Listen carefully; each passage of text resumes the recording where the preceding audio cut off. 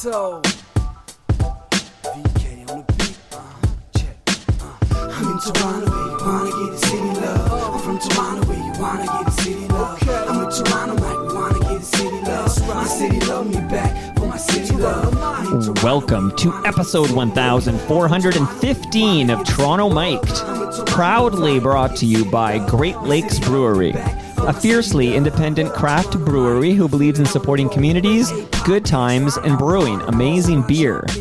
Order online for free local home delivery in the GTA. Palma Pasta. Enjoy the taste of fresh, homemade Italian pasta and entrees from Palma Pasta in Mississauga and Oakville. RecycleMyElectronics.ca. Committing to our planet's future means properly recycling our electronics of the past. The Advantaged Investor Podcast from Raymond James Canada. Valuable perspective for Canadian investors who want to remain knowledgeable, informed, and focused on long-term success. And Ridley Funeral Home, pillars of the community since 1921. Today, making his Toronto Mic debut, is Kon Kan's own Barry Harris. Welcome, Barry. Hey, How you doing? I'm pretty good. Thanks. How are you? Let's shout out off the top Mark Nathan, because Mark appeared on Toronto Mic'd. I urge people who haven't heard it yet, go dig up the Mark Nathan episode. We talked about bare naked ladies, and of course we talked about you. Did you listen to that episode? I did. Do you think Mark got it right? How do you think Mark did? He was very, very close. Oh, okay. So, you're here because we're going to get the full story, and I'm dying to know. But can I ask you a quick question off the top? It's important. It's from Captain Phil Evans. Do you know Phil? I don't think so. Okay, he was like a long-time promotions guy at CFNY. Okay. So he wants to know, do you have any idea where Chris Shepard is? Have you heard from Chris Shepard anytime recently? Who was I talking to? I was talking to Dan Freeman, Tarzan Dan, about that. Tarzan Dan? Yeah, just a couple of weeks ago. I think it was him. And no, last time he asked the same question. Last time I saw Chris was 2014. It was Pride. That's what it was. No, it was World Pride in Toronto. I think it was 2014. And Don Burns and Deco and Jason, they were doing a stage down over by the Maple Leaf Gardens area down that way. And Chris and I was farther up playing out, and he came by to say hi. And that's the last time I've seen him was 2014. So it's almost 10 years ago. And that's the same year as my last sighting. I produced Humble and Fred's podcast, and they had Chris Shepard on in 2014. And as far as I know, it's the last public appearance by Chris Shepard. But 2014 is that's 10 years ago. Okay. Well, everyone's piecing it together then, I guess. Well, listen, if you have any leads, let me know, Barry. You're here. Okay, so what I wanted to do is I want to get to the story that Mark Nathan shared on Toronto Mic'd, where he talked about, and you know the story, but you're going to tell it from your perspective. But we want to get you there, like right off the top. So I introduced you as Kon Kan's own Barry Harris. Mm-hmm. Where does Kon Kan end in Barry Harris begin? Like, are you Kon Kan? Yes. Yes, from inception to this day, yes. So essentially, Kon Kan is Barry Harris, and Barry Harris is Kon Kan. Mm-hmm. Yes. Okay. Mm-hmm. So bring us up to the moment that Mark Nathan hears a song, and I'll play the song when we get there. But like. Give me a little bit of your origin story. Like, how did Kon Kan come to be?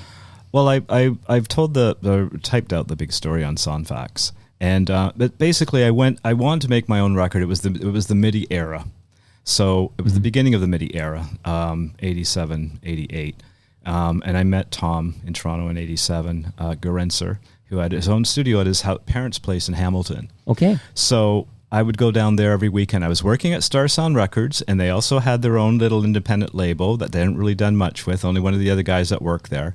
If you look at the original 12-inch, it's literally REV003.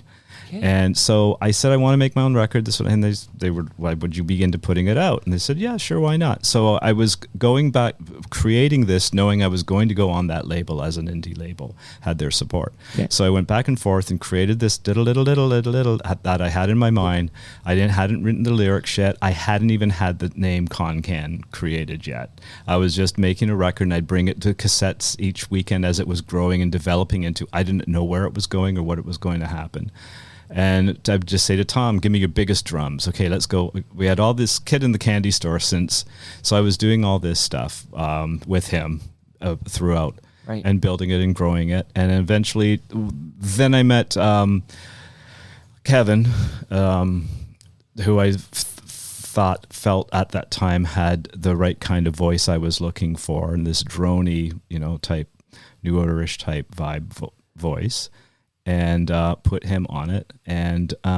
And then I came back to Toronto. We pressed. I'm trying to make this long story short. I like it long. Oh, really? Yeah, okay. It's a long drive for you to be here. Okay. I've carved out some time for us. Sure. Let this story breathe. I'm Okay. Hanging on every word here. Okay, great. Good. That doesn't mean slow it down. It just means don't skip details, because this is not the Tarzan Dan show where he says you got 2 minutes. Let's tell the story of beg your pardon. I beg your pardon. Okay, so I went back and forth to Hamilton on the weekends, camping out in his parents' basement. And then eventually we put it out through on Revolving Records. That would be summer of 88, around June, and it was growing. It was blowing up. I remember I first heard on CFNY. It's funny. I meantime went and it's a funny little story. Yeah. For the very first time I heard it on the radio, I was also working on an additional remix idea, and I'd come back and I popped it in the little boom box, and I turned it on, and I think I pressed play, but it was on radio. I didn't realize, and I beg your pardon was playing. I'm like, wait, what? That's not the way. What's going on? I was like, oh my God, wait, what? This is the radio. So CFNY was playing it. Oh yeah. Yeah. Mm-hmm. Well, just fun fact here, and we can spend a little time on CFNY and Kon Kan. By the way, I might have butchered this with Mark Nathan. My mind wants to say Kon Kan. That everybody in Canada does. I know, absolutely. And but the ways that I've been trying to remember, it rhymes with con man. Like, this was the trick. And I'm like, Mike, it rhymes with con man. It's Kon Kan. But if I butcher it, please don't be offended. It's just my brain has been talking about Kan my entire life. I'm used to it. I expect it. Well, this is from Mark Weisblad. He says, when CFNY owners had to defend itself at the CRTC license renewal in 1989, the story of breaking Kon Kan was an example that they gave of the fact that they were still able to break acts. Like, this happened, and I trust Mark on this one. But now, so pick it up here. You hear it on the radio. CFNY was playing. So pre-Mark Nathan, CFNY is, of course, playing Kon Kan. Yes. I beg your pardon. Yes. And you let me know. Touch your hat or just say, go, Mike. You let me know when you want me to play the song, because I know listeners are like, they want a hit of that. I beg your pardon. So, when the timing's right, I'm going to play it, and then we'll come back to it, but keep going. Sure. So no, it went out. We got it. Revolving was getting in distributors going back into the States. So what was happening, and what little did I realize at the time, yes, CFNY started playing it locally. So did other alternative stations. Like, was it WDRE, or is it, I get confused with DRE or WLIR in 92, the alternative station out there on, is it Rhode Island? See, I don't know. Where New York was catching in on. I think it was their version. Okay. And also in Houston, there was two major radio stations there, kind of like their version of what our version in the 70s was CFTR and 680. CFTR and Chum. Right. Two big major radio stations were playing like it top also 40. in Houston. Yeah, as an import, which was which caught the ear of everybody else in America, because of course everyone's looking for a hit. So I didn't realize this was really going on, in behind the scenes. So I don't know if this is pre-Mark Nathan, or if I think it might be now. The pieces I'm putting together now, I think it might have been part of Mark Nathan's pre-doing that he was saying he handed it to those stations. Well, listen, this is why you're here, because I had Mark Nathan there. Now I got Barry Harris here, and now we're going to piece this story. This is an important story. Toronto Mike's all over it. Let's rock. Well then, okay, so there was one night, yes, that I went to the bar, and this is where I get the story where he got a little muddled. Okay. I was at the bar visiting my DJ. I was going out at Saturday night or Friday night, I'm not too sure what it was, and my DJ friend was there, so I always went up there, put my coat underneath the booth, and just walked around and had my drink and whatever. You're gonna shout out this DJ friend? Oh, he's died. He died in like 93. I know. I still feel like only if you want to shout him out, you don't have to, obviously. No, he's gone. He's left the earth. All right, shed his mortal coil. Shout out to Ridley Funeral Home. Yeah.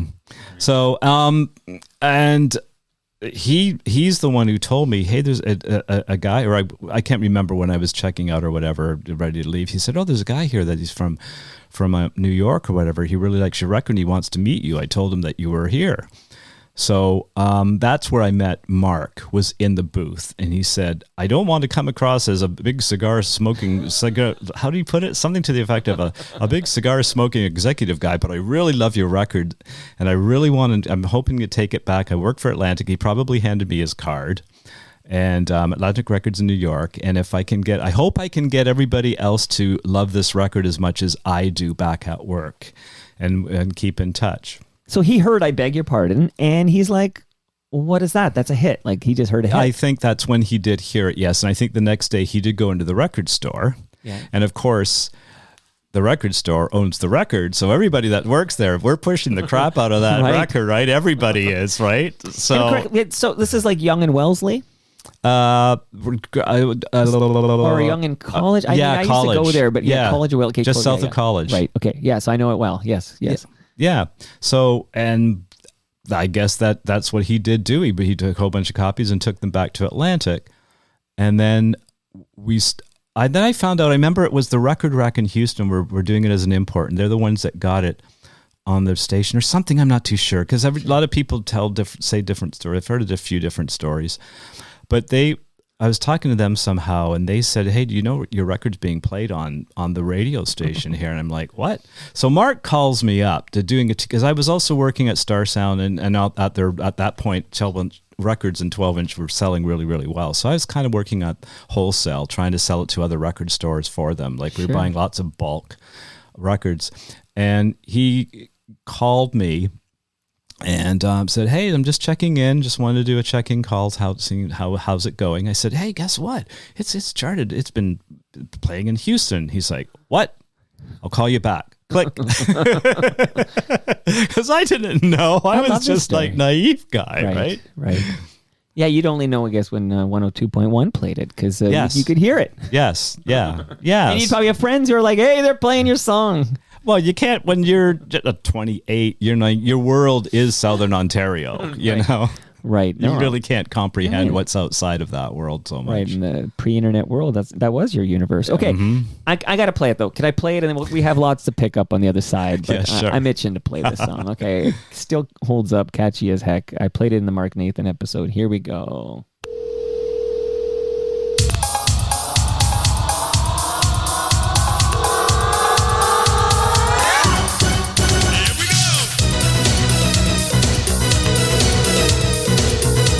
They want to answer my phone.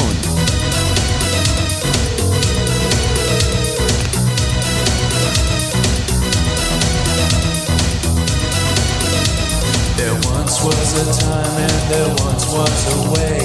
We had something going, and to my dismay, attention to me seemed to drift, though I don't know where. And when we're alone, seems there's nothing to say. I bring up the topic, you push it away. You say that you do, but I think it's just you don't care. Why do I feel you're using me?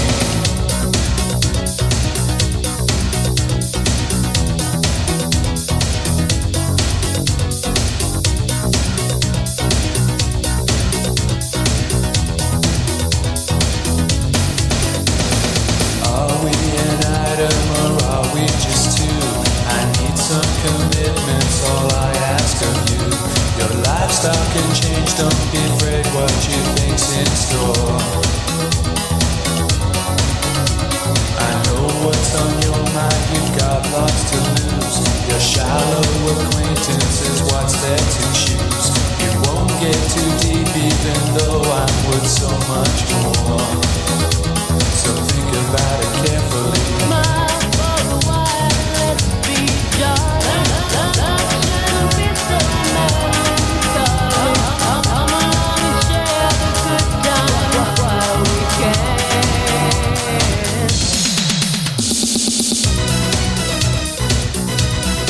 You made this, man.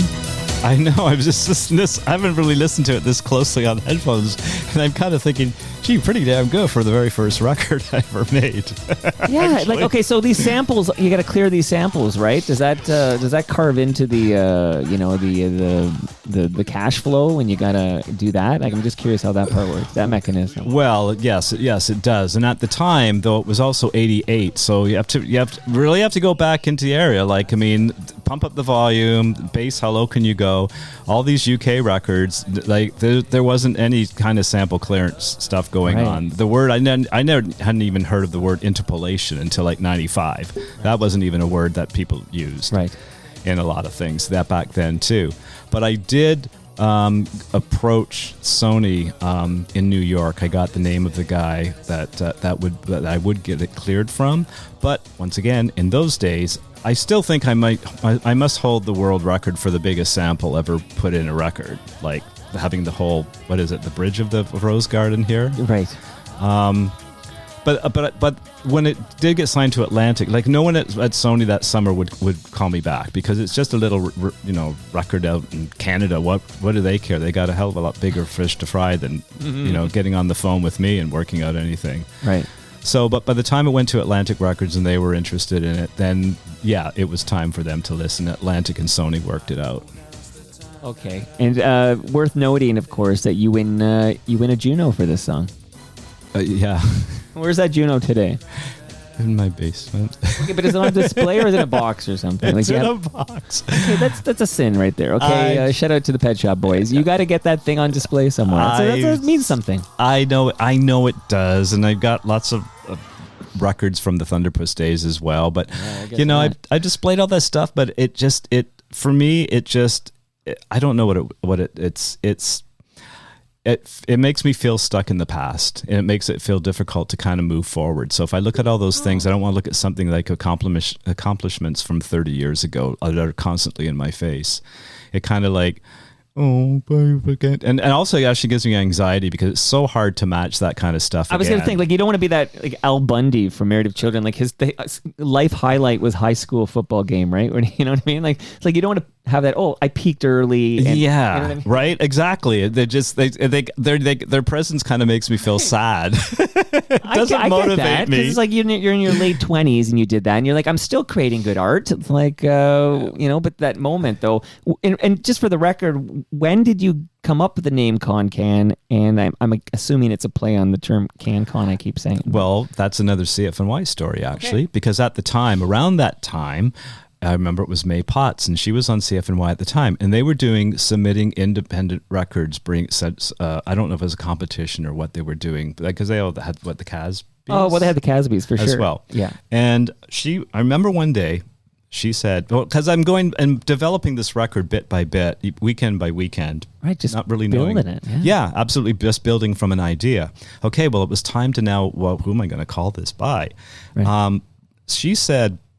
One day, we get a lot of submissions of independent bands we've never heard of before, and I just got of a submission that was in like this brown paper bag with a big bow or something. I can't remember what she said, but it really stood out from the rest. She goes, I just want to recommend, if anybody wants any of the future people, if you want to submit a record, make it stand out. Submit it in a way, in a fun, cool way that will notice it. And I thought to myself, because I was a DJ, right. Here we go. How can they not get the tongue-in-cheek play on word by calling it Kon Kan with K's? Now, the rest of the world, if I should be so lucky, isn't going to know. It's going to be TikTok, Milli Vanilli, Squiddy Politti, Flippy Flop, who it wouldn't matter. It's going to go over their head, but if you get it, you get it, and that's your target, the guys who get it. It's like a dog whistle. It kind of, right. So I thought they can't ignore this record by Kon Kan. They have to check it out. I love it. Like when I was walking around, and I don't remember, I think it was Paris, France, and I'm walking around. I was wearing like a CBC exploding asshole T-shirt or whatever, and I'm like, I told my wife, this is a dog whistle, because the Canadians are gonna like go to you. They're gonna just like a magnet. They're gonna come to you and go like, hey, you're a Canadian. That's CBC, and everyone else is just a cool design. Like, so if so it's sort of like it just attracts the person you're trying to suck in and go, hey, I'm Canadian too. Hey, where are you from? Saskatoon. It's like, oh, I'll say hi next time I'm in your neck of the woods. Okay, so Kon Kan, love the May Potts story. She's an FOTM like you. That means friend of Toronto Mike Barry. So welcome to the club. Mm-hmm. And because you're FOTM, I'm going to send you home with a large lasagna. Do you enjoy Italian food? Oh, of course. Oh, Okay, wow. so it's in my Thank you. freezer right now, and it's going home with you, and that is courtesy of Palma Pasta, and that's delicious food. They're in Mississauga and Oakville, but go to palmapasta.com for more. I know you're not a big beer guy, but take home the fresh craft beer from Great Lakes, because a neighbor or a friend or somebody's going to pop over and you can crack one open. They'll be like, For this sure. is delicious, Barry. Thank you very much. So Oh, awesome. Thanks. thank you, Great Lakes, for that. And Ridley Funeral Home, there's a measuring tape there, Barry. You never know if you need to measure something. It's kind of useful. So that's courtesy of Ridley Funeral Home, pillars of the community since 1921. Great. Thanks. Shout out to Brad Jones at Ridley Funeral Home. Okay, so what happens next here? So Mark Nathan hears the song and he's like this. So just, obviously you win the Juno, which is sitting proudly in a box now in your basement. Well, or that's whatever. the following year. That's 1990s. Yeah. So Yeah. bring us back. Like, what happens with this song? I beg your pardon. As I hear it I beg your pardon, Barry. But when I hear it now in the headphones, I'm like, catchy AF. This is a jam. Well, we're picking up around around that time when it got on the Houston station. Now we're going into September, October ish. That now I got tons of offers from lots of different record companies, from Geffen and almost every major one except Sony. Oh, right. And I considered others, but I went with Atlantic because I thought Mark was the first one who caught this and believed in this song from the beginning. So I'm going to go with Atlantic. And then as it was blowing up more, we met with Peter Kopke, I think, who was Amit Erdogan's right-hand man. He came up to Toronto, and my lawyer at this time was saying, that's a big deal if he's coming up to you, Right. like to Toronto to meet with you guys. And that's when he wanted to... I wanted it to be a project. In my mind, it was always just a project, like an S Express, like a Simon Harris bass. How low can you go? Like Pump Up the Volume by Mars and Right. stuff. Right? It was just like that. There's tons of those UK things out there. Yaz, The Only Way Is Up. All these people. S Express. That's all I wanted it to be. Well, when you got a record company handing you the world on a platter in those days, if we want you to be a duo, and I'm like, what? We don't even know each other. This was just a one-off hire. You're talking about Kevin, right? Yes. Yeah, Kevin yes, Williams. yeah. So I went with it, but it was always under contract, even subcontract with me, that I would just give this a shot, basically give it a. So give it Kevin's like a try. hired gun for vocals, essentially. Yeah. Okay. Yeah, so that's quite the misconception that I kind of went along with, that it was a duo, and I just Right. kind of, just shut up and put up and just, but, times have changed. Okay, no, we're getting the real story here. Interesting note. So it's fun that you created this in Hamilton, because I got a question from Hamilton Mike, and you've already dropped this artist's name, so I actually know the answer, but I'm asking Hamilton Mike's question anyways. When he listens to that sound, I guess, of Kevin's voice mainly, but also more than that, even the instrumental there, he says he hears Joy Division / New Order. So the question is, he wants to know how much of an influence that sound was on Kon Kan. A lot, absolutely. Still one of my favorite dance songs of all time is Bizarre Love Triangle. So yeah, I can't deny that. I'm not going to deny that. Who's New Order? What? Never heard of them. Play Stupid? Oh, did they do that song called Blue Monday? I think I've heard of them. No, I'm not. Of Sounds course. familiar. Absolutely. No, of course I was going for that vibe. And I've, dare I say it out loud publicly, but I've often thought it's kind of, and some people have said that actually in different words, that it's basically New Order's biggest commercial hit. So maybe I shouldn't say that. I'm going to get in trouble now. I am going to hear from Bernard and them. No, Who knows? Andrew Ward. So we have a live stream, live.torontomike.com, and there's a gentleman named Andrew Ward who was listening to us play I Beg Your Pardon there, and he says he loves that song, firstly, so he says great work, but he says he always mistook it for New Order. So I get that. I do get that a lot. Absolutely. No, like everybody, even Paul McCartney and everybody has said, like, everybody is influenced by other people. I don't care, even Bono and U2, whoever they are, not whoever they are, but anybody, whoever you are is what I meant to say. Whoever you are, a lot of people go, I like that record. I want to make a record like that. basically. Okay, well, maybe I made it a little too much like that. Maybe I Well, overdid you got it. a hit. You know, we talk Canadian centric here because I'm born and raised in Toronto. And what do I know about what's going on in the States? But I do look at the charts and stuff. And this song, like, where did it chart? Like, how did it chart in the US of A? Oh, it got to number 15. That's amazing. With no video. The video was not shown on MTV at all. That's videoless in So why wouldn't they 1989. play a video for this song? We've spent $3,700 on that video, and it looks it. It's crap. It's but it doesn't matter. But at the time, Right. it wasn't my intention to do a whole album and have this be a band, or at the time, like I said, it was just a project. One off, like So, but Atlantic agreed with me at the time that I don't want this video out. It looks like crap. It's too cheap. And they agreed that we didn't want it out, but we are not going to give you money for a new video until the album is done. So I was in a rock and a hard place. So You needed more songs, essentially. Is that what I'm hearing? well, I guess in those days, like, it was all about selling the album and the big, right, attaching the big song to the album. Sure. So by the time the album came out, the momentum, the biggest, the momentum was done. Like, it was a hit song. It never got the chance to be a hit band or a hit act.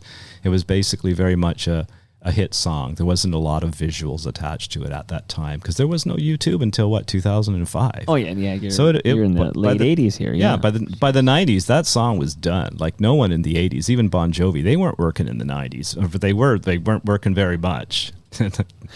Don't bring up Bon Jovi. It triggers me. That's a highly overrated band, in my humble opinion. But he is a handsome guy, right? John Bon Jovi. You have to agree with me. He's Come on. still got a great voice. You have to. I was watching a Ronnie James Dio documentary actually last week.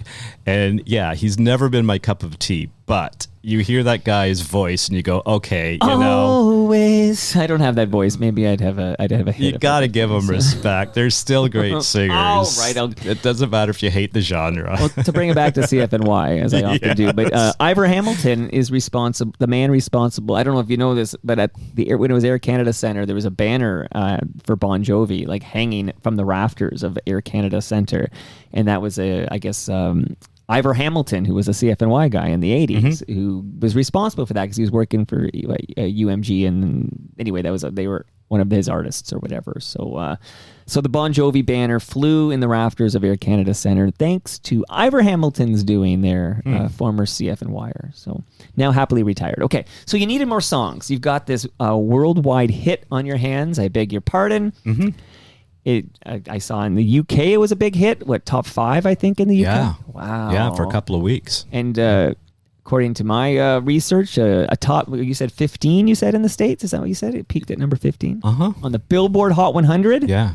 Okay, and you got your Juno you don't want to be reminded of for best dance recording for those who are keeping notes. Okay, so you need more songs. Can I play another song and then we'll find out about you building an album out for Atlantic here? Yeah, sure. Okay, so let's get this rock started here.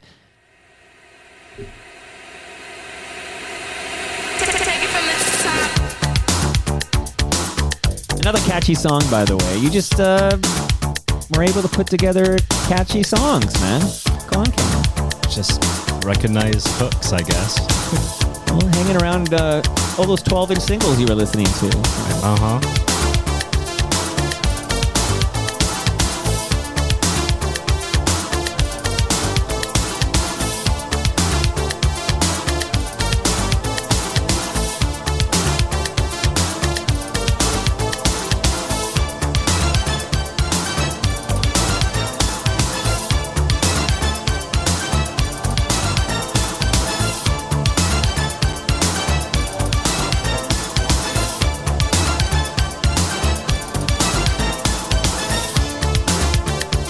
I guess we're supposed to talk it up and hit the post. That's the your department here, I guess, but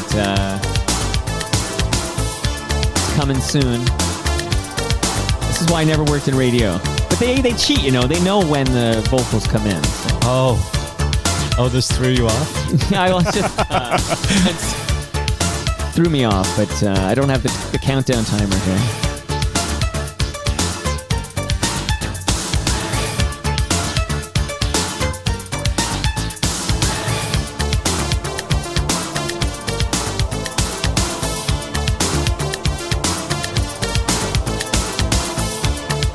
All right, well, how about this? I fade it down. We talk a little bit about this song, and then I'll turn it back up when we get to the Harry Houdini vocals here. But Harry Houdini is another hit. Somewhat, yes. Here, anyway. I feel here. I knew it. Yeah. It was played here. We had a proper video for it, and we got on Much Music here. And it's a big hit in actually Latin America as well. And I think it's rather recurrent to this day. So, yeah, but that's also me working at the record store, being like I'm a fan of so many different genres. So this is more like the freestyle department in me. You know, and then of course Puss in Boots later goes into the rocky hip hoppy part. Well, I got questions about samples and Puss in Boots. Okay, we're gonna get there for sure. Right after we get a taste of Harry Houdini here, I got to ask you about Puss in Boots. But I'm still, the first big hit. I beg your pardon.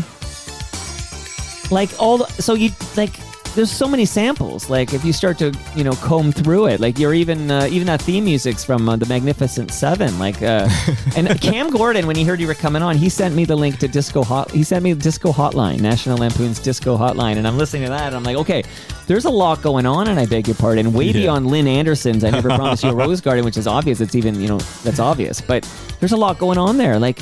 You never, you didn't have to clear these things because of the era? Like, is this like Paul's Boutique by Beastie Boys, where it's like, okay, this you can never afford to do that again? Yeah, that's pretty much it. Atlantic got a lot of that stuff. Oh, here come the lyrics. Here comes the singing. All right, well, Atlantic got a lot of all those legalities worked out. It was very early in the very early days, so remember that too. I wanna be like Harry Houdini and be the one to make the great escape.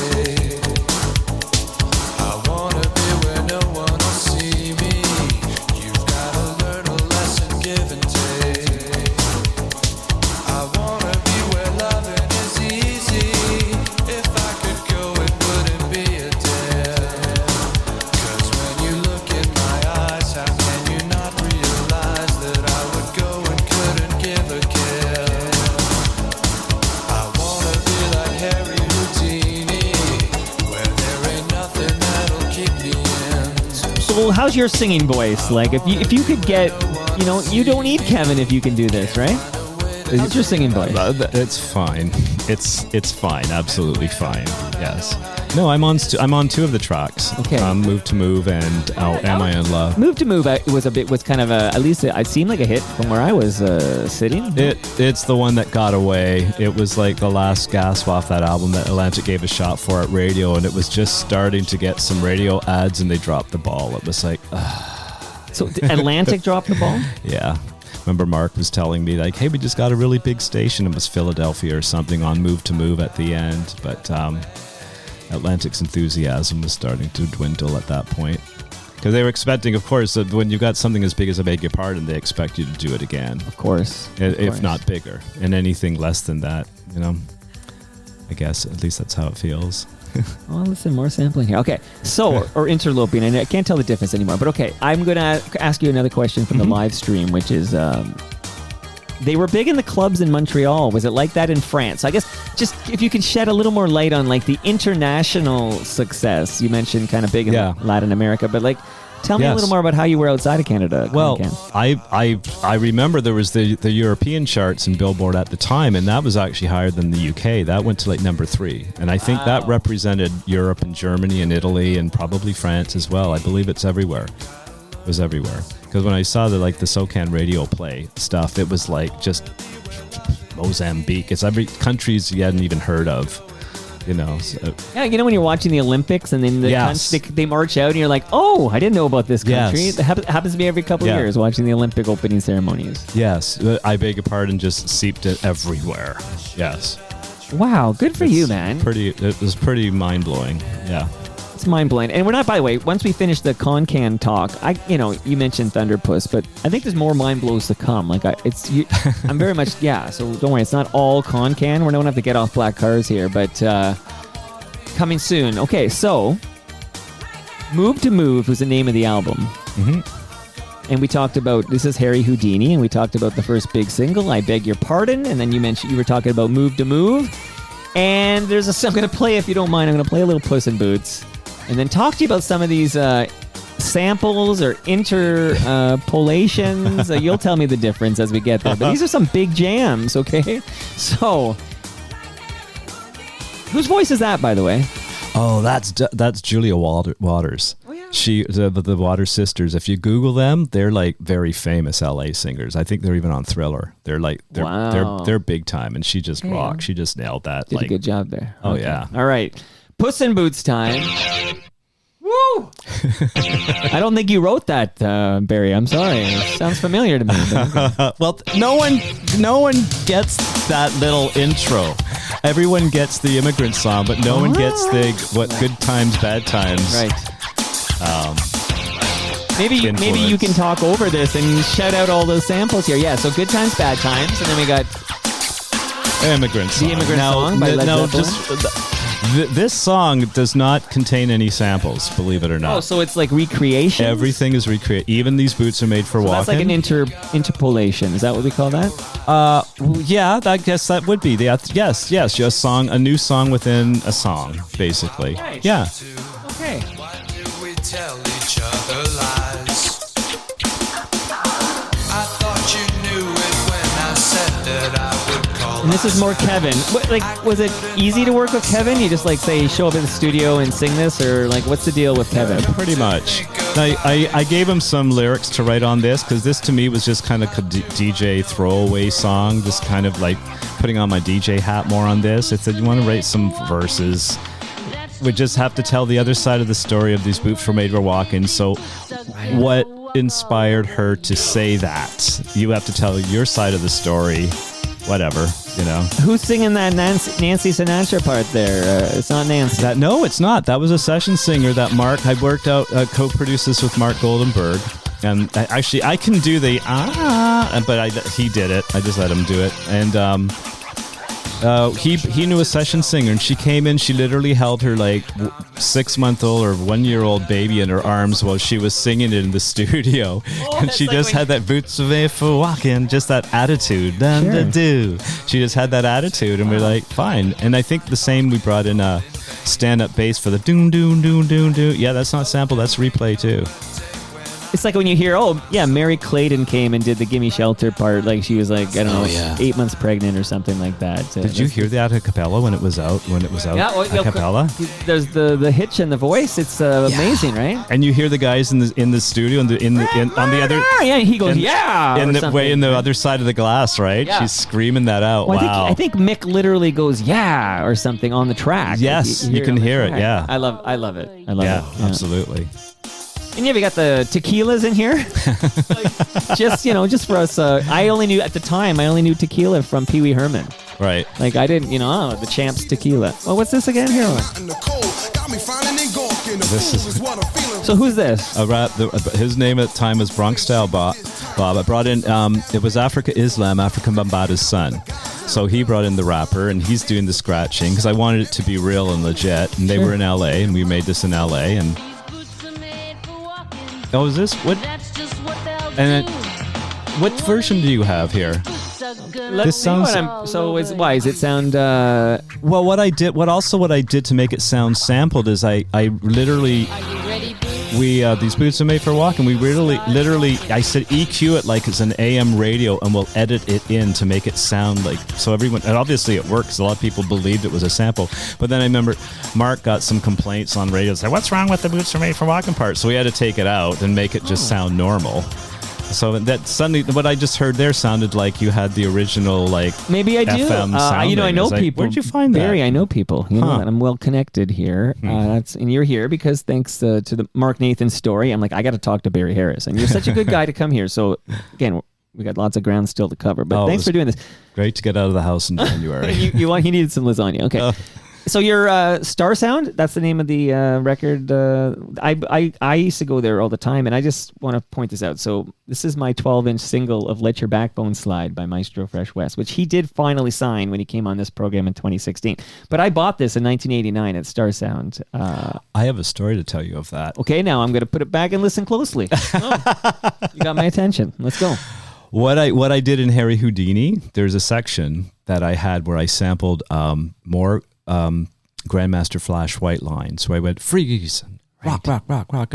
And in between it, I put freeze on the left, rock on the right, free on the left, so it's straight, rock on the right. Because when I worked at the Cope, it was this massively huge song. Yeah. Obviously, CNC Music Factory knew it as well, and they, used that a lot and influenced it to that.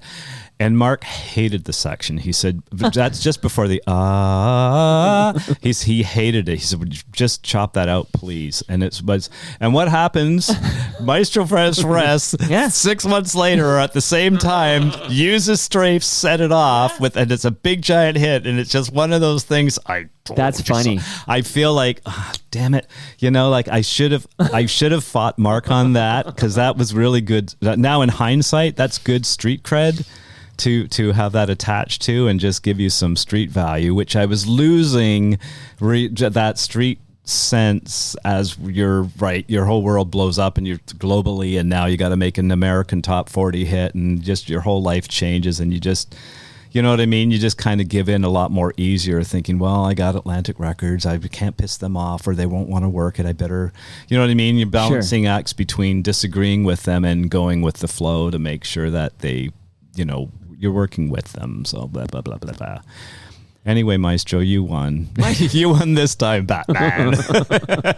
Maestro got the last laugh there. Yeah, you certainly did. Absolutely. Okay, so the Kon Kan story again, because I want to talk about other things beyond Kon Kan. But get off black cars already, Mike. Okay. So you do have... because your second album comes out in 1990, but maybe I only pulled songs from the first album. Mm-hmm. Is that bad? Okay, so that's fine.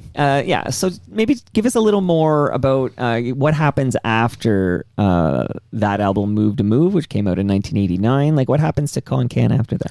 Well, after that, I didn't want to move forward with Kevin, and I wanted to go back to the project idea, and I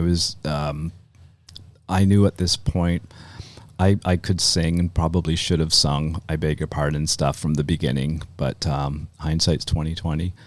And so we had a lot of really cool people working on that album, and with that album, I stayed at Mark's in New York, had Paul Robb of Information Society. I wanted to do, once again, a freestyle record. I wanted to do like a What's on Your Mind. So he reached out to him, and we got the real deal. Right. Worked with Martin Phillips in the UK, who did the Beloved stuff, and then I've been thinking about you. He's got quite the cool resume as well. Right. But my attitude was also the immense pressure to match I Beg Your Pardon over and over and over again. So I had to write a pop record at this point. So you lose a lot of your, your original vibe of, you've just gone into an entirely different world and different planet. So I kind of went down that road. Syntonic is the name of this follow-up, and not as commercially successful. That's a nice way to put it, I suppose. And not as commercially successful. Well, I will say Liberty is, to this day, a rather recurrent hit down in Latin America and South America. Okay, that's Debbie Cole on the vocals there, right? Yeah, who's saying I'm Adam Butterfly. So there's a lot of really good, good Indias in there with, she came in with her husband, Little Louie. We worked at Francois Kevorkian's studio. We worked at Def Jam studio and John Luongo. We remixed everything in the 70s and the 80s. We produced a lot of the stuff. So there's a lot of really good, cool people in that. But, you win some, you lose some. Right. And this Atlantic Records drops you. But tell me, because I know Mark Nathan had already been fired, right? So he's already gone from Atlantic. I'm not sure when the timeline. Mark was always in and out of my life for years, and he was always moving around. So I'm not exactly sure. But he, so when you drop, so Syntonic is that follow-up, but then you have another album that's on Hypnotic Records, because I believe that's where Mark Nathan ends up. So he's basically, bringing you over to Hypnotic Records, right? Well, yes and no. At this point, 93, 94, I'm not too sure if he was living in LA at the time, but he was managing me and managing Kon Kan. He's the one that got the deal with Tom at Hypnotic. So at that point, now we're talking 93, you've got the shadow of this giant night, once again, I beg your pardon, trying to match up to that. And right. You've got a whole new era of grunge and all the 80s hair bands, and the whole 80s era is over. Right. We're talking, as you're well aware, now we got the UK sound with the funky, I can't name bands right now at the moment. That whole entirely different planet world. So I'm just trying to think things very differently. And that was. I went back to working with Tom, but that was a real struggle of an album. To work. Vita? Yeah, it was a very difficult. You got to say it like time. Vita, because there's an exclamation mark in the title of this album. Well, that's why I've used the roller coaster, because at that point, life, when I had a big apartment, it was like I was just thrust up on this giant, huge pedestal, and you're the shit for a while, and then all of a sudden this pedestal just sweep from under you and just land on your ass hard, and it is over. So that was so the analogy of the roller coaster of. They just, woohoo, we're having a great time, and all of a sudden you go up, and all of a sudden just hold on, right? Yeah, hold right. on. And then all of a sudden it's gone, and you're dead, going over the edge. Quite thankfully, not literally though, because here you are today. And okay, so all right. So Vita comes out on Hypnotic Records, which I learned was a subsidiary. That's a harder word for me to say than I can write it, not say it. But A&M Records, right? Hypnotic, distributed by A&M in Canada. Now only in Canada, right? Yeah. So then what happens with Kon Kan? We're going to talk about the other projects you're involved in, but is Kon Kan, is that an entity today? Even though you are Kon Kan, as we established off the very top here, so if anything comes out from Kon Kan, it's you, right? No one else can put something out from Kon Kan unless you're involved, because you are Kon Kan. Yes, but I did give Kevin permission to go out in 2022. Okay. So there's a reason I'm building this up like this, is because every month I'm visited by Rob Pruce, and Rob Pruce is here tomorrow. So everyone listening, when Liza Fromer is going to kick out jams, Liza Fromer, who was on Breakfast Television, and she was here kicking out like 10 of her favorite songs of all time, and then she reveals to me in this conversation that her first crush of her life was the keyboardist for Spoons, Rob Pruce. So she loved Romantic Traffic. Well, she loved, like a lot of us of a certain vintage, loved the Spoons. And she had a crush on the keyboardist, Rob Pruce. Well, just a coincidence, Rob Pruce is here once a month because we do this special episode of Toronto Mike called Toast. Long story. So Rob Pruce is here tomorrow. But Rob Pruce was a member of Spoons in what I call their glory years. So he's not a member of the band anymore. It's just Gord and Sandy and whatever. But there was a big tribute album that came out. Were you involved in the Spoons tribute album? Because there's a song attributed to Kon Kan. That was a total surprise. This is where we're going. There's a bit of, we had a discussion debate, because how can there be a Kon Kan thing that's not Barry Harris? That's kind of what I was thinking. When I said, Kevin, go ahead and do what you want, because it was also the end of COVID. I did not want to go out touring in 2022, and I didn't until Thunderpuss last year. Yeah. And all of a sudden that came out. I was like, whoa, Wait a minute what is this? Okay, this answers a lot of questions I had, Barry. Okay. Well, let's hear a little of this Kon Kan release. I'll put quotes on that for now and we'll talk, but just a little taste. So there's a Kon Kan cover of Arias and Symphonies by Spoons. So I'll just play a little bit, because I'm just learning now, mind blow, you had nothing to do with this. Zero. Well, then I can tell you it's not that good. So, well, I didn't know it was coming out until it was out. So that's Kevin singing. Yeah. Be the kind of man you want to be. All options not left open. Like, did you consider maybe a lawyer letter to Kevin or something? Like, I don't know how. I guess you gave him permission verbally or something, and he just ran with it. Like, I'm just trying to understand how we can have, because it's going to confuse people to see Kon Kan out there that you have nothing to do with. I can't go down that road at this point in time. Your lawyer doesn't want you to talk about it. Don't want me to talk about it. Don't want to talk about it. Okay. But that was a taken advantage of situation. All right. What we can say is that we can now just establish that song I just played is a Kon Kan release that actually has Barry Harris was not involved in. So that we can say, and we won't say anything else further. It should not be under that name, Kon Kan. Okay. It really should not be. Say no more. I'm reading between the lines. It's a tribute album, and it's the Spoons, and I'm not going to be a dick. Right. Okay. And it's not like that was a lucrative project, and now he's flaunting his wealth in your face. Look what I did using your name, Kon Kan. Oh, don't say that here. We move on now because I don't want happier to things. make you uncomfortable. There is a lot I want to cover here. I'm going to quickly tell the people listening that there is a fantastic investment podcast that you can subscribe to right now called The Advantaged Investor. It's from Raymond James Canada. Chris Cooksey is the host. And it doesn't matter if you have an existing financial planner or if you do your own financial investments. You will learn a great deal, best practices, where the market's been, what the predictions from experts on where it's going. Subscribe to the Advantaged Investor podcast from Raymond James Canada. And while I'm giving love to Toronto Mike sponsors, one, I want to give love to Renewed for all of 2024, so I won't have to stop talking about recyclemyelectronics.ca. Do you, Barry Harris, have like a old electronics piling up in that basement that has the Juno Award, or maybe there's old cabling that you'll never use again? Like you have this stuff in your house that you need to get rid of. I urge you to go to recyclemyelectronics.ca to find out a place near you where you can drop that off because it will be properly recycled. But don't throw that in the garbage because those chemicals end up in our landfill, and that's no good. So you've got your marching orders, Barry. Gotcha. Okay. Got it. Been warned. So I think we got a very thorough Kon Kan history there, and I am satisfied, but you're not allowed to leave yet. You have to stay there because I need to talk. We have more to discuss here, Mr. Harris. Guilty. And I gotta dance.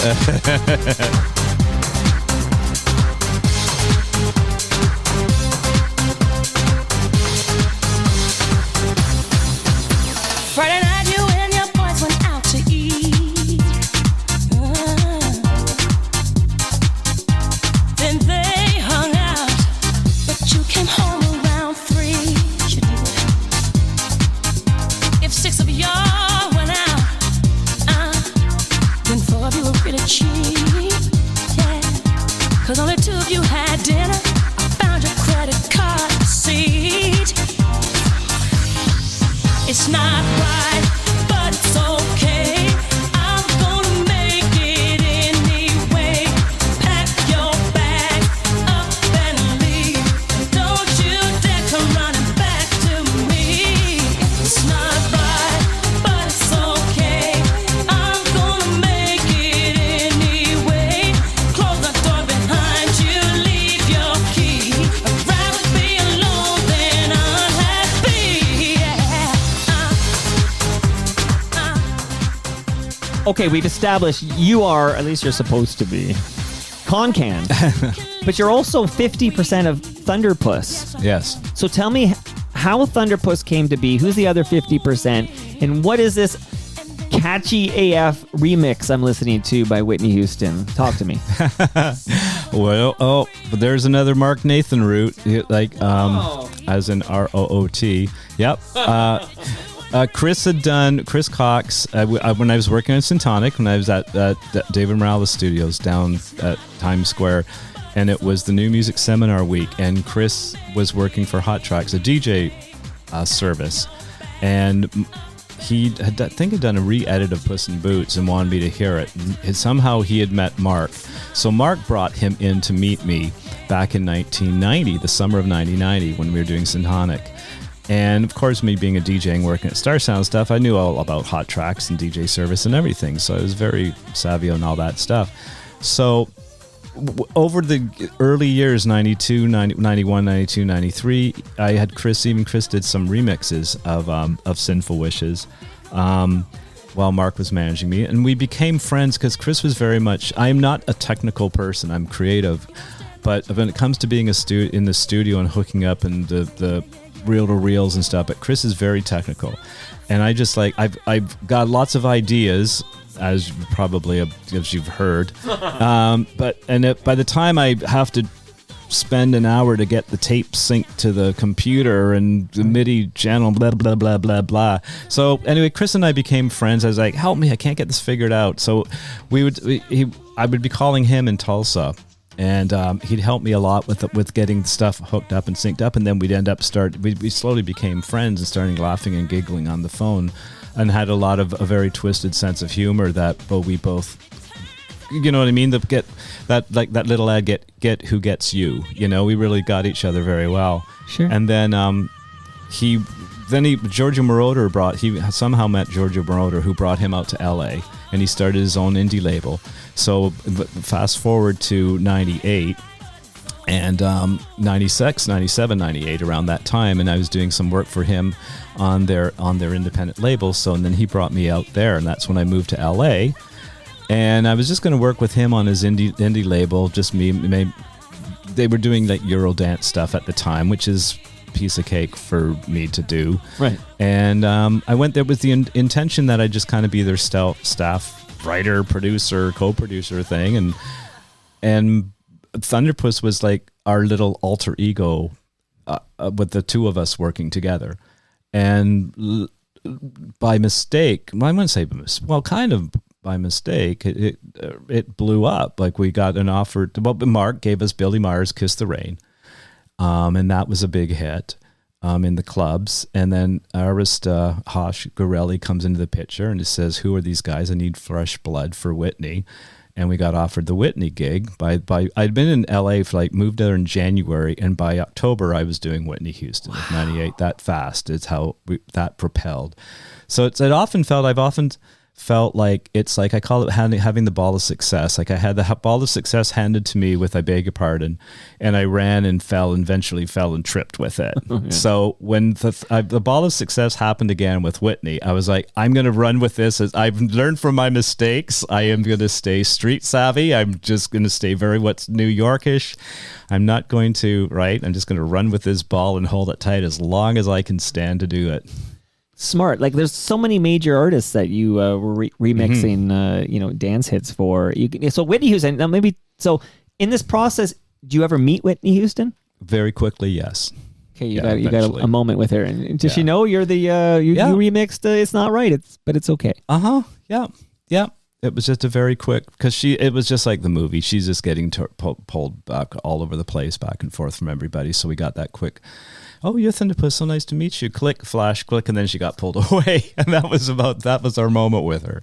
Okay, so that, I'm going to talk about some of these other remixes, but that might be, I think it's fair to say that your most notable remix is that one we just heard there. And I'm just wondering, what, from your perspective, what was it like when you heard the tragic news, like that her life cut so short? We lost Whitney Houston far too soon. Well, yeah, I mean, everything about it was pretty tragic around that time too. I mean, have you seen some of, like, she really had lost her voice, and I know the record company was rather frustrated with her at the time. So I was hearing behind the scenes talks of that. So have you seen some of the ones where she was singing in Sweden, or was it somewhere in Europe? I think I do know that she was participating in recreational activities that would fuck up your vocal cords. Oh, that drug is so nasty in so many ways. It really destroys everybody who gets near that. No, terrible. Yeah. Terrible. And the story gets sadder, of course, when you consider what happens to her daughter. So it's just a completely just tragic. When you think it couldn't get worse, it does. Wow. Yeah, and some eerie parallels. Well, like Gaga would say, the fame monster, gets a lot of people. But you did, I mean, that was like a big boost to her career. Now, it must have been a little frustrating that her addiction and other parts of her life that sort of would be down again. Like, but again, no judgments here, just that it's a tragic tale of what can happen with addiction and issues of that nature. Yeah, we were out of the picture as Thunderpuss by then. We had a good 5, 6, 7 year run from 98 to about 2003, and then the times when the world was starting to change with digital and but Thunderpuss. Okay, so the run real quick, because there's a sort of an outlier I want to play in a minute here. But you not only are you remixing songs for pop artists and etc., but you also created your own music as Thunderpuss, right? Yeah. That it was fun. It was like, I'm basically giving away the music. You're recomposing all this stuff, but it was such fun. We're getting paid pretty well at the time, in lieu of. So this kind of went. I don't know. Once again, it was fun, and we, as you know, we did share. And you want me to name drop? Or yeah, you want to do it? Yeah, no, you name drop. You were there. As Brother Bill would say. Well, what happened at the same time as when Whitney blew up, we also remixed Amber on Tommy Boy, Sexual, and that went top 40 too. So we suddenly had two top 40 hits. It didn't get as high as Whitney because it's a Tommy Boy and it's not a super major label, but it still went top 40 at the same time. So suddenly we were everybody's alternative. Oh, wait, we were emergency exit plan for Britney, Cher, Donna Summer. Wow. I'm Janet Jackson. These are the biggest names we have, Mr. Harris. Yeah. Okay. The only big names that we didn't do was Mariah, because at that time in 2003, she had a little crash down. Right. And Beyonce hadn't really started yet until 23, blowing up on her own. But everybody who was major, I can't even remember. Celine, gosh, I can't remember all the names now. It was crazy. It was absolutely... Well, here's the name. I'm going to just play this because, heck, it's my show, Barry. You can't stop me. But here, let's have a little bit of... 1, 2, 3, 4. Oh, no. You dug this up. I didn't even recognize it at first. I was watching your face. I'm like, I'm going to have to blow his mind here. Fast down. We'll give it a moment here to brew, and then we'll talk about it. Wow, you took me by surprise on this one. I never saw that coming. Tell me, when will you be mine? Tell me, quando we can share a love divine. Please don't make me wait again. When will you say yes to me? Tell me, quando you mean happiness to me. Oh, my lover, tell me when. Every moment's a day. Every day seems a lifetime. Let me show you the way to a joy beyond compare. I can't wait a moment more. Tell me quando. Just in case somebody listening doesn't recognize that voice, who are we listening to here, Barry? Engelbert Humperdinck. Engelbert Humperdinck. I know everyone's Okay. just like so confused out there right now. Like, wait, what did my channel just change or something? Well, it's funny here. Yeah, we talk about the Whitney Houston and Janet Jackson, and yes, of course, Engelbert Humperdinck fits right there. Like, how did this come to be? Just they approached you and said, "Would you remix Engelbert Humperdinck?" Well, when I first moved to LA in February,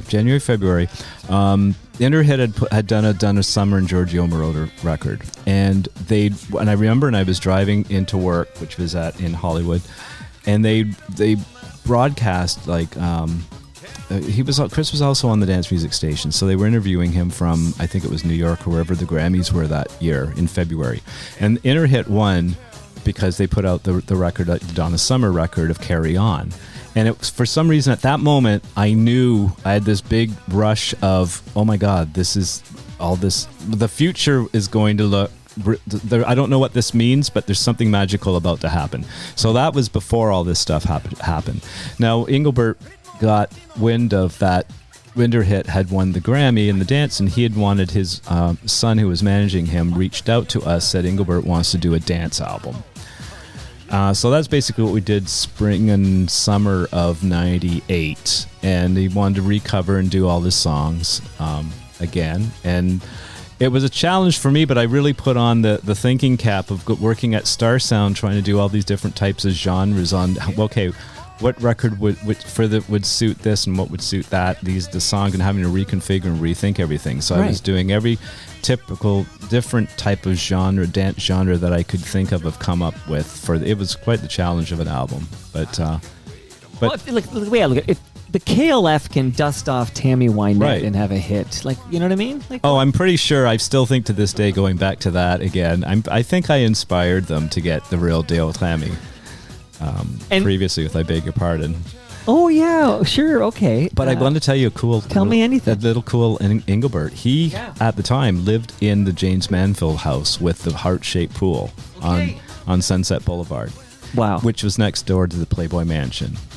And we went out there quite a few times to see. I bet you did. I remember Chris saying, "Oh, it's so disappointing. You go to this legendary house and like, oh, don't use the washroom. Their plumbing doesn't work." It's like from like the 50s and stuff. It really looked like a house. We filmed one of the videos in there and out by the pool.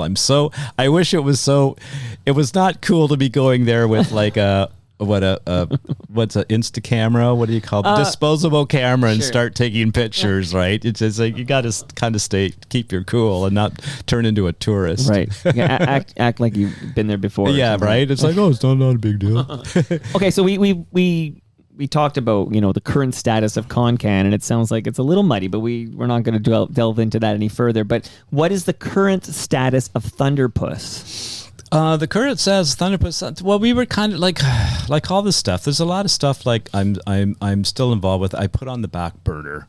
We're kind of done, and then the movie came out last year, and Hosh reached out to us again last year if we would get together and do Wait, what movie? What movie? The Whitney movie. Okay. Sorry. Oh yeah. Sorry. Okay, sorry. yeah, The Whitney Houston movie was about to up go to speed now. streaming and come out in the movie and everything. So he asked us because of It's Not Right But So Okay was just such a big giant recurrent hit. They reached out to us to see if we'd be interested in doing that. So it was basically Hosh that brought us back together again. Chris and I. We both just went down different roads throughout from 2003 or 05. Was it 2003 when I left LA and came back here. Did you come back to Toronto? Mm-hmm. Okay. 2003. Okay. Yep. Okay. So Thunderpuss still an entity? You're still doing stuff with Chris Cox? We're going out DJing. We're not really doing any producing and remixing anymore. The world has changed. It's like, have you seen there's the new Ariana Grande? They put out the acapella. So it doesn't matter. Right, Everybody's doing their own. You're right. It doesn't matter anymore. Like a 14-year-old in his room is remixing it and putting it. What a change you've witnessed in your It's not a time, thing man. anymore. Yeah. Like I how don't think in it's a thing. 1988 or whatever, when you're piecing together, I beg your pardon, what was your, how were you doing it? Like a 4-track? What did you have? Like what did you have? It was Tom's MIDI studio. It just the only thing that's why I don't have the parts. It was just all run down live. Until you got it right, until you got the mix recreate right. it if you want to. Oh yeah, the only thing that was on tape was vocals. Yeah, the lead vocals, which was running all the other stuff live, the drum machines and everything. Wow. Okay, firing it off. Okay, run it down. Okay, Yeah. very interesting. Okay, now so we covered Kon Kan. And I only once called it Kan. I think I was pretty good. So we covered Kon Kan. I was how many times did I say Kan? Not many times. I'm impressed. Kon Kan, because I remember Con Man. Okay, not that you're a con man, but that's how I remember it. Okay, Kon Kan, Thunderpuss. But I do want to touch on the fact that you created some wonderful art that's not under either of those brands. So let me just play this and then get the story from you, Mr. Harris, on this. No more scary surprises here.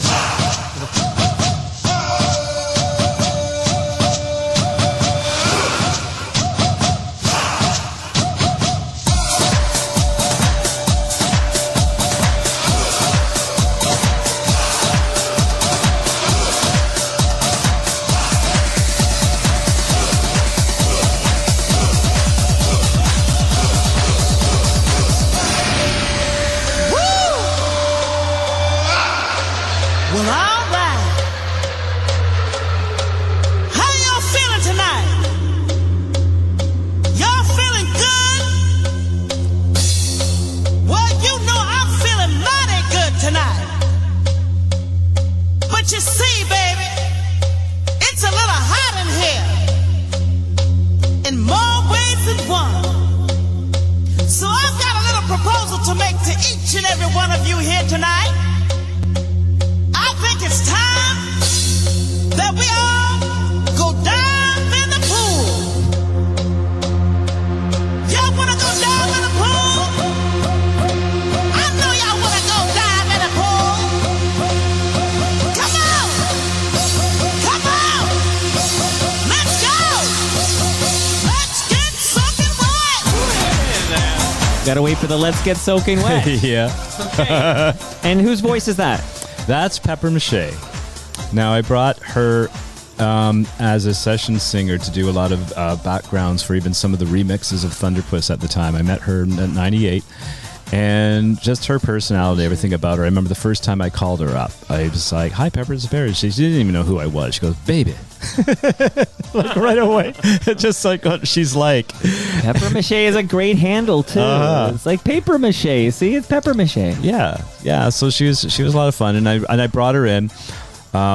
Chris was on vacation at the time, and I had this idea of doing this talking type record, and I brought in Pepper. I said, "I don't want you to sing this time. I just want you to. This is what I want you to say." Right. And that's what I all had in mind. And it was the idea, the concept of it, where I came up with the idea was I was at one of the winter music conferences again, and we were seeing Danny Tenaglia at his bass place, which was one of the places to be.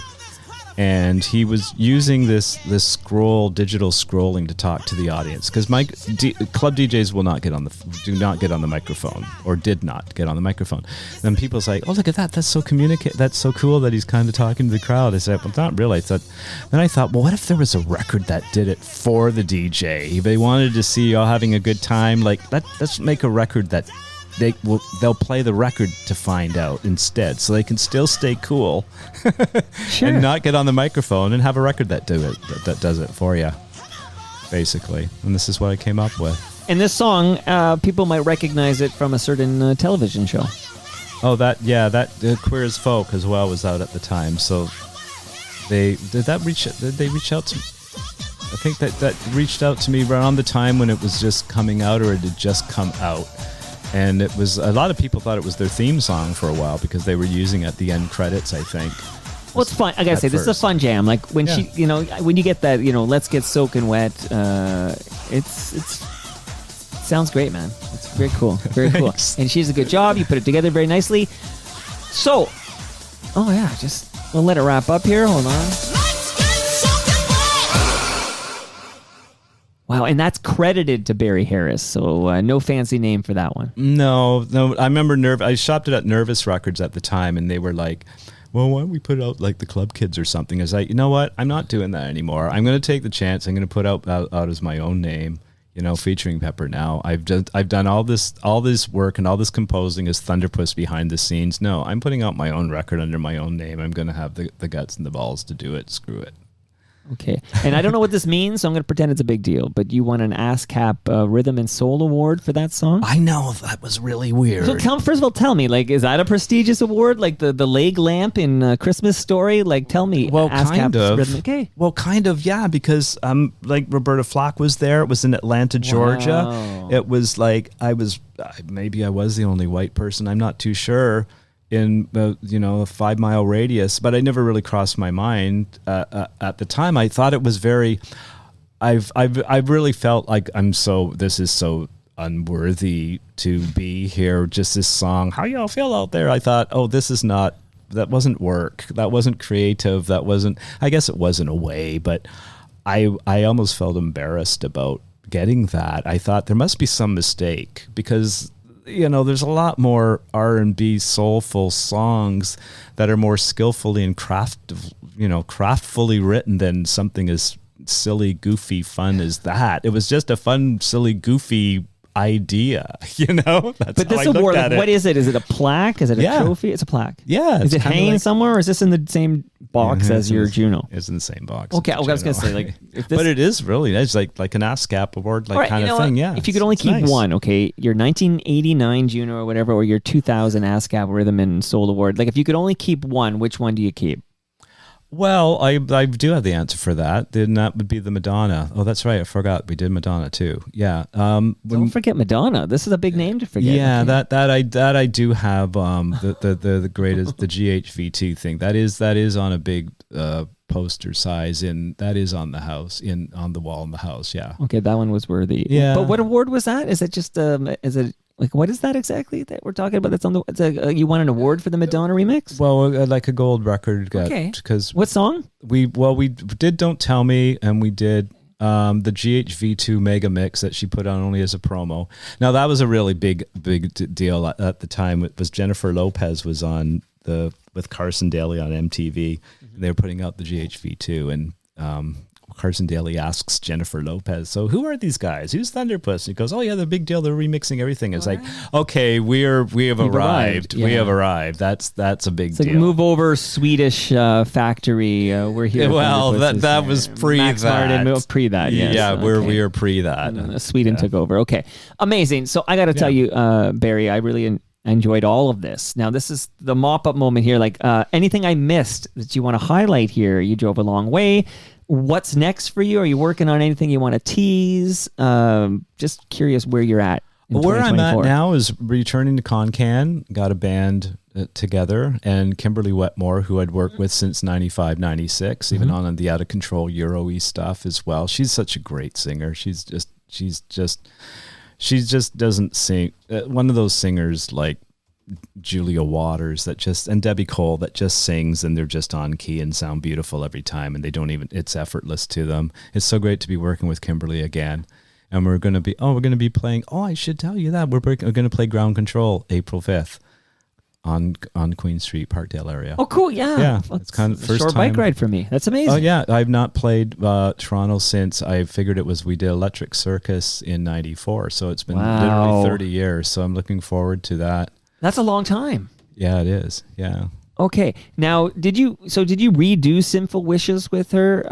Because it's from 93, right? But you've got a 2023 version? Yeah. I just thought we'd do like a little ballady idea, just slow it down, almost like an unplugged idea. But then I went back home and produced it a little more and thought, I'm going to put this out as a single.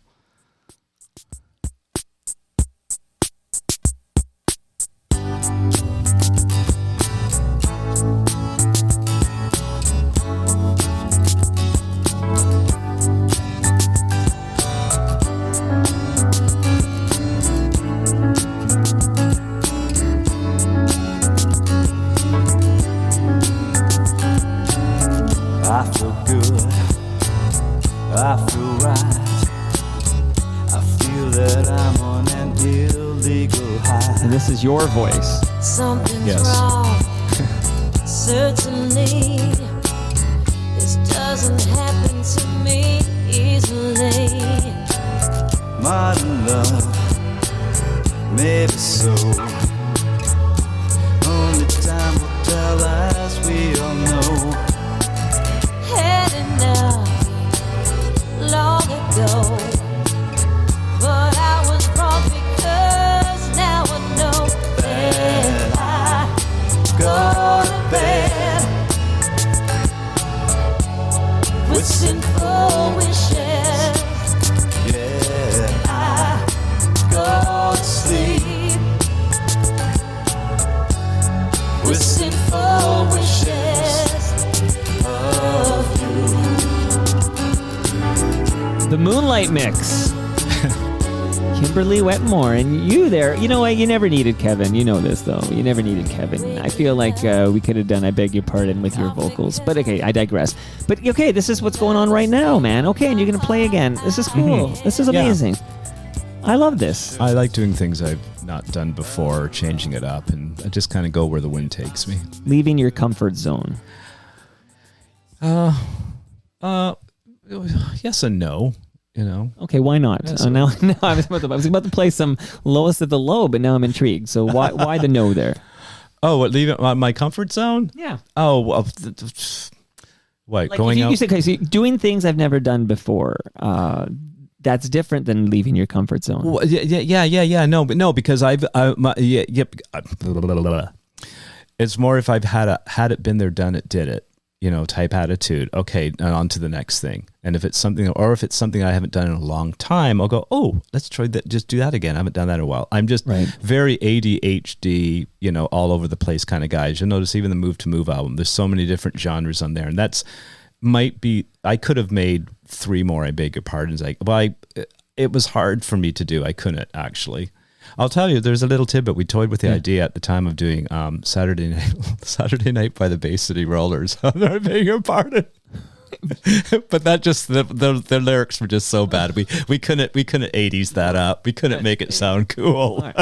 Wow. We dumped that idea rather quickly. Okay, now I promised Cam Gordon I would ask a question of you that I know is impossible because it's 1988 essentially when you start creating music to be consumed by the masses. 1988. Okay, because he was wondering if you were at all a part of a charity single that was recorded in 1985. But if you're only coming out with your music in 1988, it is impossible that you had any part of Tears Are Not Enough. But for the definitive record, because this show is now asking that of basically any artist who created anything in the 70s or 80s, for the record, Barry Harris, were you a part of Tears Are Not Enough? No, I was not part of Tears Are Not Enough. But in 1990 or 91, when they redid O Canada, they redid that with the choir and everybody. I was in that, part of that. Yeah, I know. Yeah, right.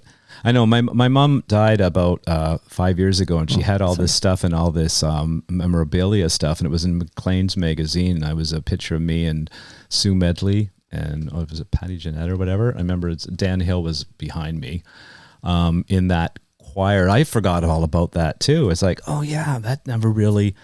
I don't think you can find it on YouTube. Don't challenge me. I'll find it. But what year did it come out? 90 or 91. It was around. I do remember. I do have vague memory of this, trying to capture the spirit, I suppose, of Tears Are Not Enough. Oh yeah, the O Canada Foundation. Yeah. But I'm at the very end of it. Like you just see a glance of me as the video's fading. I ended up kind of on the cutting room floor there. Hold on. Okay. Okay, so I'll just play you down here. I see Rita McNeil is singing right now. It'd be tough if I can't recognize the artist. They went all over the place. Some were filmed in Toronto, some I think Montreal. Some Tommy Vancouver. Hunter is here? Is that who that is? That's Tommy Hunter. I think he's still alive. I was not in the same room with all these people. Okay, I'm going to see how many I can recognize, and then... Let's see how many people are still alive. Oh, it's... I don't know. Like is that Celine Dion there? Who is that? No. Okay, now I'm embarrassing myself by not Salome recognizing. Bay. Yeah, Salome Bay, right? Who is also on Tears Are Not Enough. Anne Murray's in here, isn't she? Let's see if she shows up. That's a big get if you get Anne Murray for this. But here's the chorus. Are you in the chorus here? Not in that group. Wait. No, there was different choir groups. Okay. Well, we'll hang in there for a second here. I see Pat Burns is there. I think Pat Burns is in this choir. He was singing of the Good Brothers, I think, at the time. Oh, yeah? Yeah, former Leaf coach. Oh, and, well, you'll see. Oh, there's Alana Miles. Real name is Alana Biles. Did you know that? Really? Susan Ague Clark, I think I just saw. The Les Miserables cast. Wow. Okay. There's Gino. FOTM Gino?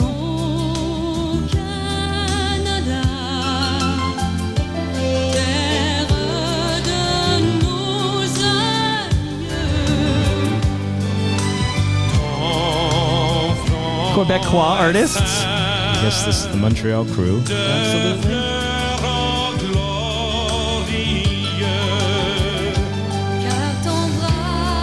Patsy Gallant. Okay.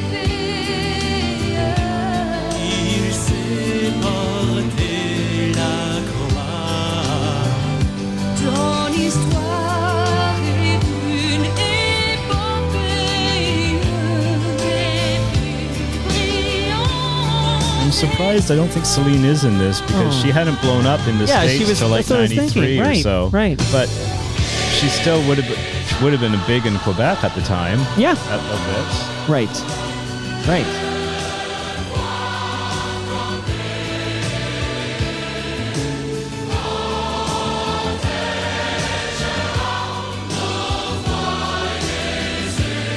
I feel like I heard a story like radio stations were supposed to play this on July 1st or something in unison or something. I don't know if I'm making that story up, but they were sent to DJs and it's like, play it, I don't know. My understanding is that at the end of when TV stations would sign off, they wanted to refresh this old Oh Canada theme. Is that? Oh, that might be Randy Bachman. Okay, FOTM Randy Bachman just made an appearance. Absolutely. By the way, it's Bachman. Did you know that? He told me it's Bachman, not Bachman. Okay, that's great. Mr. Vanelli. So there's FOTM Gino Vanelli. Speaking of Montreal. Oh, Atlanta Miles. Oh, the names are getting bigger and bigger. Wow. Black Velvet's own. Okay. Oh, she can belt it. Yeah. Oh, Paul Jans. Paul Jans. Oh, there's your boy. Maestro Fresh West just showed up, everybody. Yeah. FOTM Maestro. Luba. Oh, Luba. Yeah, Luba's here.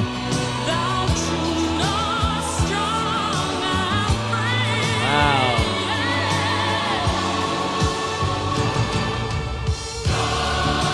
Oh, there's, I think, is that my group? Is that you? Is that, if Dan Hill's in it, I'm there. We got, well, Dan Hill's a big I deal. might be there. FOTM Dan Hill. I think we see FOTM Barry Harris here.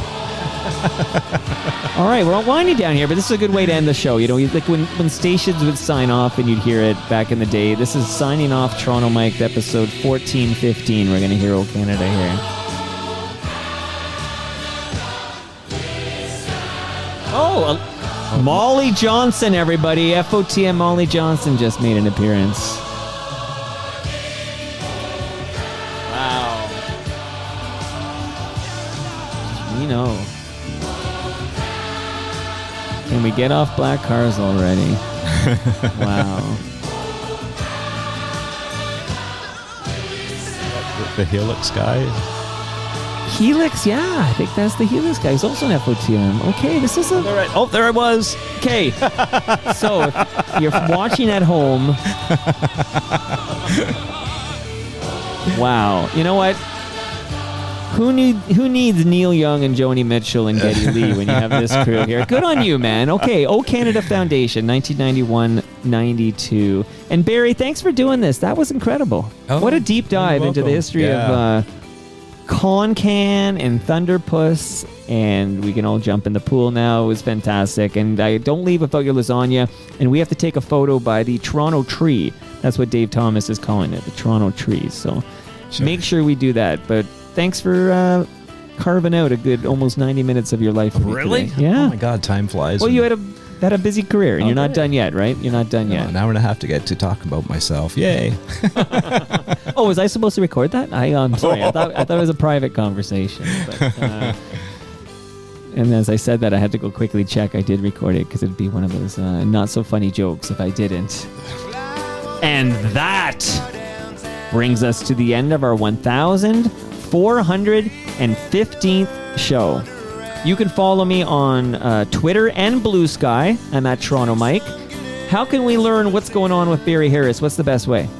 Probably Facebook. Reach out there. Reach out to me there. I'm there as myself and as Kon Kan as well. And thank you again easy to to find. Mark Nathan, who connected us and made this happen. Yeah. So Well, he's a big part of all my story. he's a thread that runs through it. Yeah. To this day. Much love to all who made this possible. That's Great Lakes Brewery. That's Palma Pasta. That's Recycle My Electronics. That's Raymond James Canada. And Ridley Funeral Home. See you all tomorrow. And I teased this earlier, but Rob Bruce is going to drop by because Liza Fromer declared he's her first crush. And she's going to kick out 10 more jams with Rob Bruce. I'm going to make her dream come true. That's tomorrow. Don't you dare miss it. See you all then. You know that's true because